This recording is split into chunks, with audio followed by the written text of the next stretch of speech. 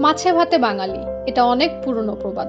সারাদিনে যত কিছুই খান না কেন, অন্তত একবেলা ভাত না খেলে মন কেমন করে। তবে বিগত দশকগুলোতে বাঙালির পাতে ভাতের বদলে রুটির দেখা মিলছে অহরহ। কেউ কেউ মনে করেন ভাতের থেকে রুটি বেশি উপকারী, কেউ আবার মনে করেন ভাতই বেশি উপকারী। কিন্তু আসলেই কি তাই? অনেকেরই ধারণা ভাত খেলে শরীরে ক্ষতিকর প্রভাব পড়ে। এটা একেবারেই ভুল। বরং ভাত শরীরে অনেক ধরনের ভিটামিনের যোগান দেয়। নিয়মিত পরিমিত পরিমাণে ভাত খেলে গ্যাস্ট্রিকের সমস্যা দূর হয়। ভাতে যে ফাইবার থাকে তা ক্যান্সার প্রতিরোধে সাহায্য করে। ভাতে থাকা কার্বোহাইড্রেট ত্বক ও চুলের লাবণ্য ধরে রাখতে সাহায্য করে।